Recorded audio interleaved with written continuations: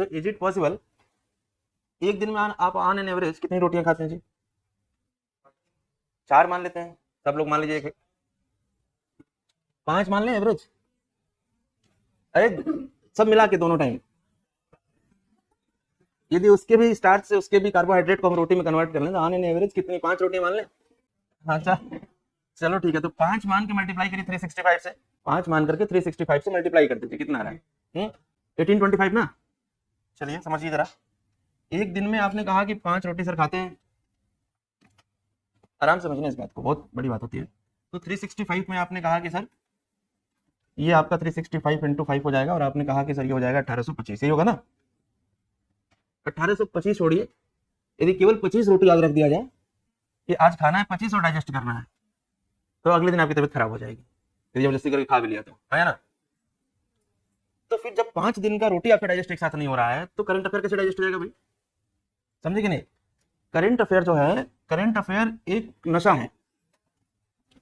क्या है, हमने कहा कि करंट अफेयर को एक नशे जैसे बनाइए, इसे रोज चाहिए आपको, पर डे। यदि आपने करंट अफेयर पर डे नहीं पढ़ा तो कभी करंट अफेयर आपका तैयार नहीं होगा। वजह क्या है कि at the moment of and जब आप एग्जाम देने जा रहे होते हैं उससे एक सप्ताह पहले आप जो रिवीजन करते हैं वो सिर्फ करंट अफेयर का करते हैं।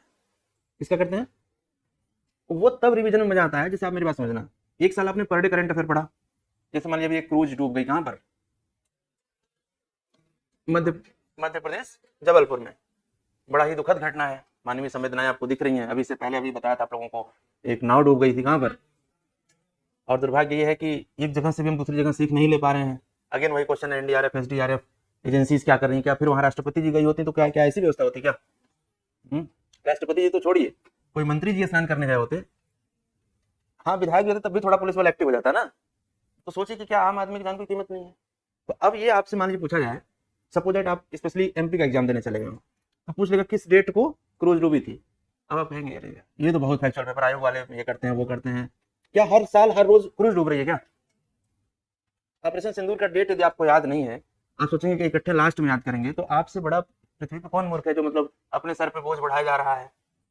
हाँ या ना बताओ, समझ रहे ना।